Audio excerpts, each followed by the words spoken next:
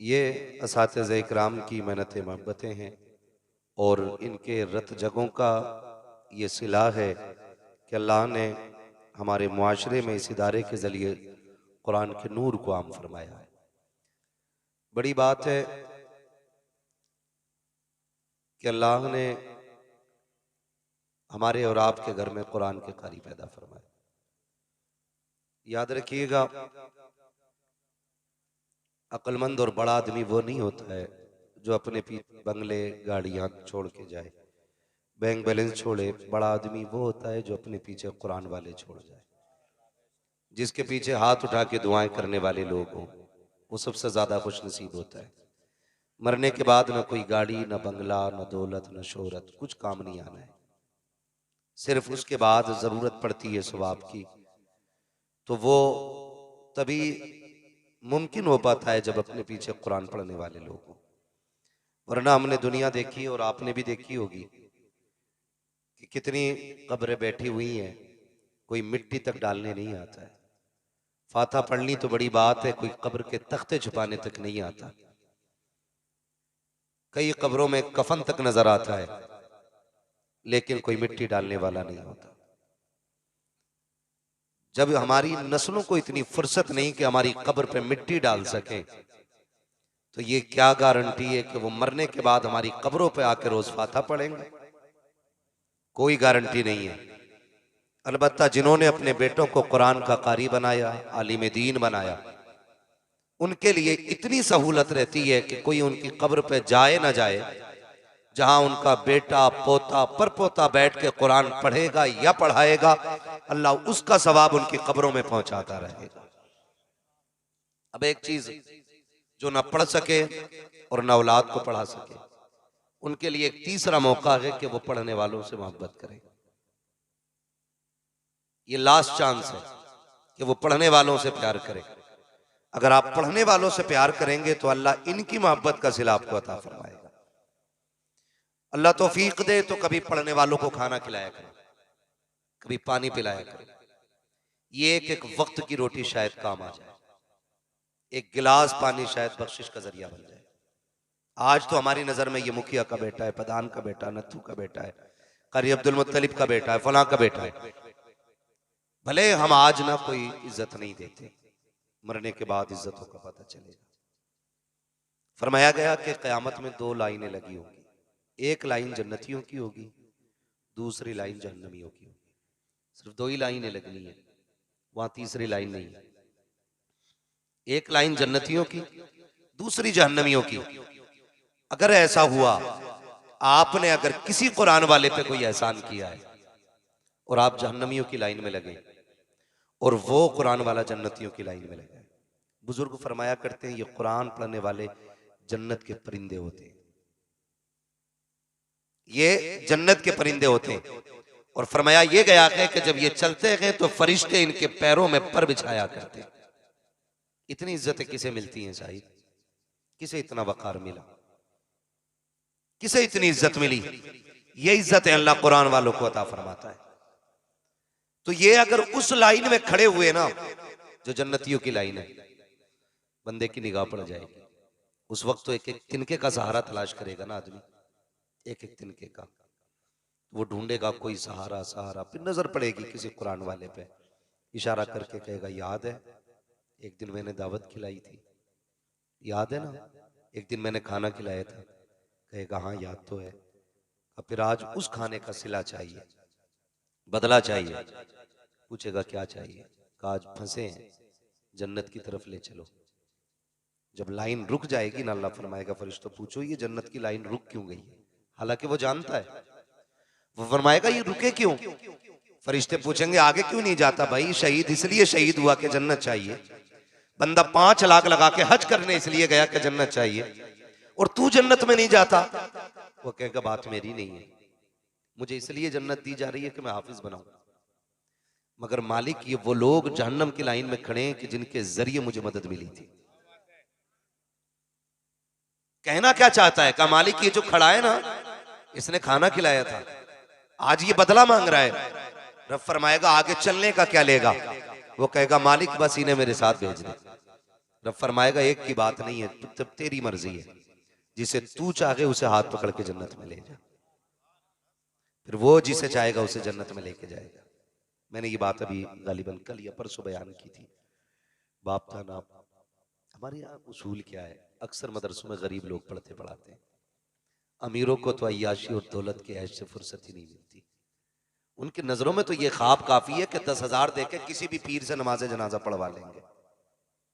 दौलत पे बड़ा घमंड रहता है। भाई दौलत कितनी भी हो ना, पढ़ा लिखा पीछे छोड़ जाना, पढ़ा लिखा पीछे छोड़ जाना, बड़े काम आएगा, सोच भी नहीं सकते आप।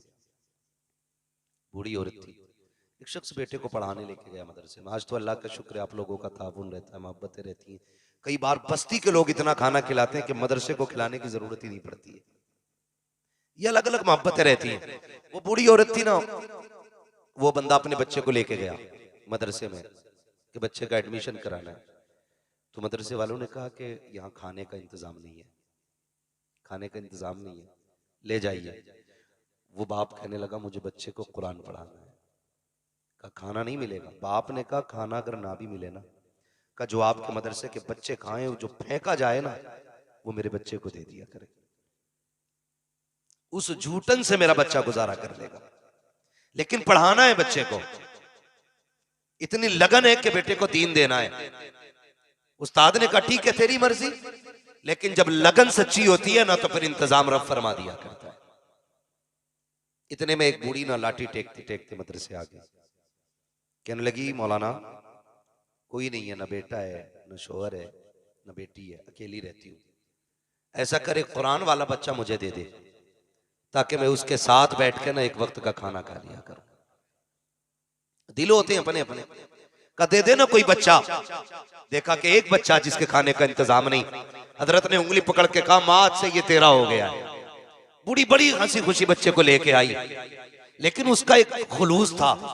बच्चा मदरसे में रहता था, लेकिन उसूल क्या था, जब पहली रोटी निकालती ना चूल्हे से, वो एक रोटी निकाल के रख के कहती ये मेरे हाफिज जी के लिए। आज पहली रोटी के लिए घर में झगड़ा हो जाता है। बहन रोटी बनाती हो, भाई लेके भाग जाए, पीछे पीछे दौड़ के कहती खबरदार पहली रोटी ना खाना, अभी 2-3 रोटियां जुड़ने दे। ये मोहब्बत के रिश्ते होते।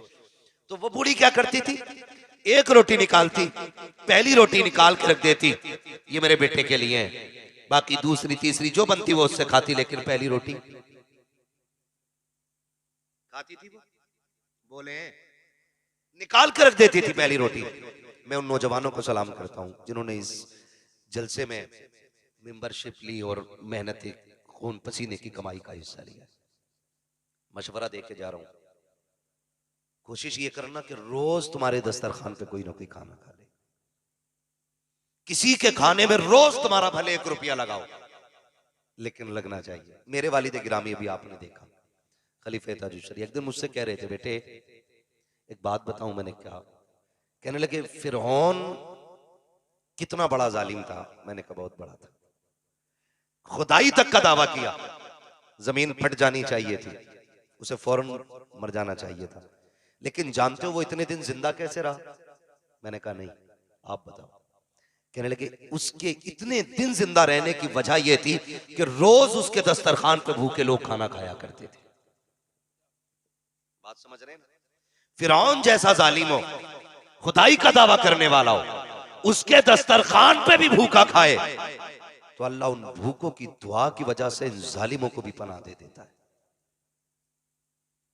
अगर फिरौन जैसे को झूठ मिल सकती है, तो फिर हमने तो हुजूर का कलमा पढ़ा है, हम तो मुस्तफा से प्यार करने वाले लोग हैं। फरमाया मेरे वालिद फरमाने लगे कि तारीख को तहकीक से पढ़ना। जिस दिन वो गर्क हुआ ना दरियाए नील में, उस दिन उसके दस्तरखान पे किसी ने एक लुकमा नहीं खाया था। अगर उस दिन भी उसके दस्तरखान पे कोई खा लेता, अल्लाह उस दिन भी उसको निजात दे देता। तो कोशिश ये करना कोई ना कोई रोज तुम्हारे दस्तरखान पे खाना खाए। वो बूढ़ी ये कहने लगी कि पहली रोटी जो है ना किसके लिए? बोले थक गए क्या आप लोग? इस जवानी में बुढ़ापे जैसी आवाज। अल्लाह सलामत रखे। खाली कोल्ड ड्रिंक ना पिया करो, कभी सत्तू भी खा लिया करो। ये कोल्ड ड्रिंकों ने हड्डियां गला दी है नौजवानों की। समझ रहे मेरी बात? बूढ़ी पहली रोटी निकाल के रख देती है कि ये हाफिज जी के लिए। रोज आते खाते जाते, वक्त गुजरता गया। हम के अलिफ से लेकर के वन्नास के सीन तक सबक चलते रहे। और जब कोई खाना खिला के कुरान वालों को ज्यादा प्यार देता है ना, तो ये कुरान वाले भी हद कर देते हैं। उस घर की खातून को माँ कहते हैं, उस घर के बूढ़े को बाप कहते हैं, फिर एक औलाद होने का हक अदा करते हैं। ये कुरान वालों की कुर्बानियां होती हैं। आता रहा जाता रहा। जिस दिन खत्म था ना कुरान शरीफ का, पूरा परिवार आया। जैसी वन्नास पे सांस टूटी ना, घर वाले उठे हार पहनाने के लिए। उसने कहा ठहर जाइए, पहले ये खुशखबरी उस माँ को देने जाऊंगा जिसने मुझे रोज रोटी बना के खिलाई है।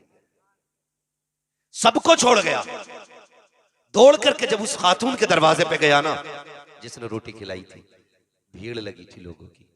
पूछा क्या हुआ? कहा आज सुबह इस खातून का इंतकाल हो गया। रोता हुआ वापस आने लगा। वापस आया मदरसे में, माँ बाप ने कहा क्या हुआ? कहा आज वो माँ चली गई जिसने खाना खिलाया था। गया क्यों था? कहा मैं उसे आज खुशखबरी सबसे पहले देना चाहता था कि माँ तेरी रोटियां रंग ले आई हैं, तेरा बेटा कुरान का हाफिज हो गया है। रोता हुआ वापस आया।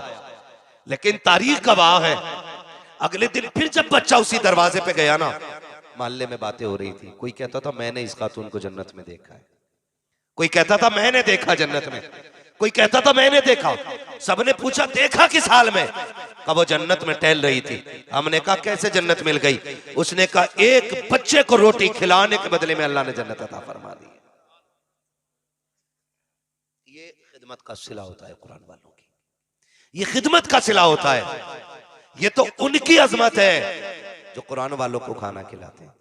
फिर जिनके बेटे हाफिज बने उनकी शान का आलम क्या होगा? आप दुआएं किया करो अल्लाह हमारी नस्लों को कुरान वाला बनाए, हमारे खानदान में इल्म वाले पैदा फरमाए, हमारे खानदान के अंदर अल्लाह कुरान वाले पैदा फरमाए। एक लाश दिल्ली से लाने में ना, एक लाश दिल्ली से लाने में कई हजार का केमिकल लग जाता है, तब भी 3 दिन से ज्यादा लाश नहीं बचती है। ये कुरान का कमाल है। जब जनाजा उठ के जाता है ना, तो फिर मसला ये नहीं है नेकियां कितनी है, फिर मसला ये नहीं है अमल क्या है, फिर मसला ये नहीं है करता क्या रहा है। फिर हुक्म ये होता है जमीन खबरदार, ख्याल रखना मेरा कुरान वाला आ रहा है। खाल हड्डी तो बड़ी बात है, बाल तक ना छू लेना। जमीन कहती मालिक मुझे पता है इसके सीने में तेरा कुरान है, वादा करती हूँ इसके कफन तक को मैला नहीं होने दूंगी। जैसा ले रही हूं वैसा ही कयामत में लौटा दिया जाएगा और जमाना देखेगा ये कुरान वाले जैसे जाएंगे वैसे ही उठाए जाएंगे। मैं लेकिन पढ़ने वालों से गुजारिश करूंगा, ये तो उनके लिए था जिन्होंने पढ़ाया। अब उनसे बात करूं जो पढ़े हैं, खबरदार याद रखना मैं मिंबर से लेकर नीचे तक सारे लोगों की बात करूं। हजरत एक बाप अपने बच्चों को पढ़ाता है, लेकिन पूरी जिंदगी उसे कुरान सुनने की फुर्सत नहीं मिलती है। पूरी जिंदगी बाप को बेटे से पूरा कुरान सुनने की फुर्सत नहीं मिलती, क्योंकि महंगाई इतनी है, तंगदस्ती इतनी है कि पूरी जिंदगी एक खर्च के लिए बाप दौड़ता रहता है, एक परिवार चलाने के लिए बाप दौड़ता रहता है, इधर से उधर उधर से उधर। इतनी मोहलत उसे नहीं मिल सकी। जिस बेटे को फाके काट के हाफिज बनाया, एक दिन बैठ के उससे पूरा कुरान सुन लेता। अब हाफिजों की ड्यूटी है, जब बाप कब्रिस्तान चला जाए ना, तो जब लोग मिट्टी दे के लौट आए, तो बेटों की जिम्मेदारी बनती है बाप की कब्र पे बैठ जाएं और कहें अब्बा पूरी जिंदगी तुझे जमीन पे कुरान सुनने की फुर्सत नहीं मिली, आज तू भी फुर्सत में है, हम भी फुर्सत में हैं। उतनी देर बैठे रहना जब तक पूरा कुरान अपने बाप को कब्र पे सुनाना। तो पूरा कुरान जब मुकम्मल हो जाए तब कब्र से उठ के आना। हमारा ईमान कहता है कुरान मुकम्मल बाद में होगा, बख्शिश की जमानत अल्लाह कब्र में पहले अता फरमा देगा। ये जिम्मेदारी है पढ़ने वालों की। और शागिर्दों से भी आखिरी बात है, जब तक जिंदा रहना उस्ताद की इज्जत करते रहना, उस्ताद की इज्जत करते रहना। जब तक उस्ताद की इज्जत करते रहेंगे अल्लाह आपको बड़ा बना देगा। जिस दिन आप बड़े बन गए उसी दिन आप समझ लेना छोटे होने शुरू हो जाएंगे। उस्ताद के आगे कभी बड़ा नहीं बनना है, हमेशा उस्ताद को बड़ा मानना है।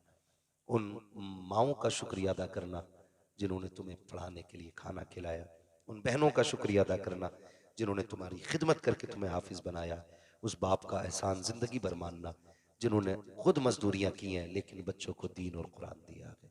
सारे बच्चों की जिम्मेदारी ये है। अब मैं आपसे ये गुजारिश करूंगा कि जो भी हजरात इस इदारे का ताउन करना चाहें अपने इस इदारे का ताउन करें ताकि क़यामत के दिन 1000 रुपये माशाल्लाह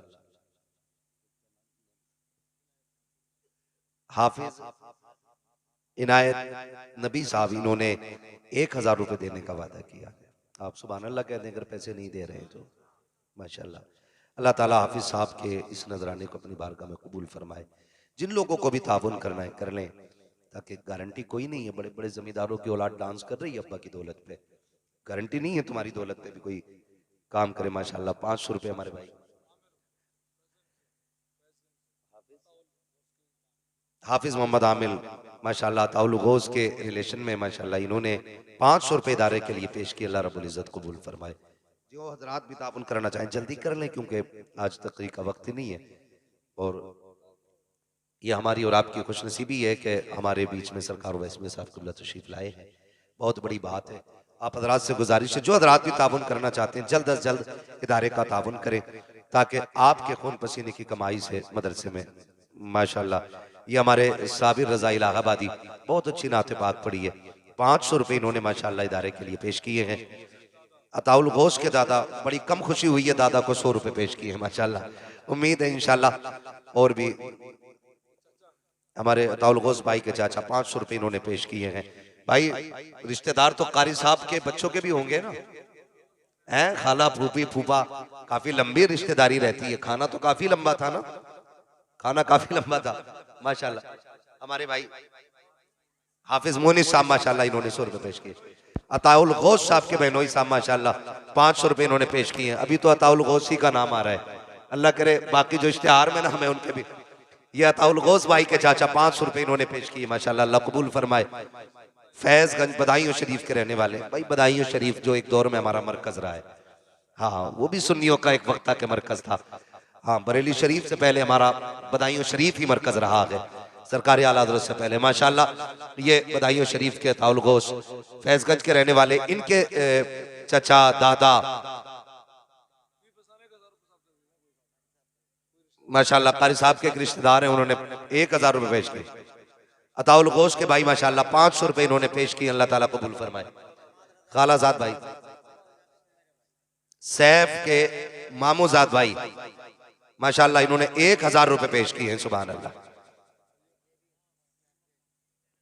माशाल्लाह। सैफ रजा के मामूजाद भाई इन्होंने भी 1000 रुपये पेश किए, अल्लाह कबूल फरमाए। अभी 2 हुए हैं। ये शजरा क्या मसला है, शजरा उशराबाद का मसला है अभी। हाँ भाई जो हजरात भी इदारे का ताउन करना चाहते हैं वो जल्द अज जल्द इदारे का ताउन करें। माशाल्लाह ताउल गौस की जानिब से 100 रुपये और पेश किए गए हैं। सुभान अल्लाह। शाइस्ता खातून इनकी फूफी है ना शायद, हम्माद रजा की फूफी खाला शाइस्ता। अरे पहले बता दो, तुम्हें सब भाइयों को पता है कौन है?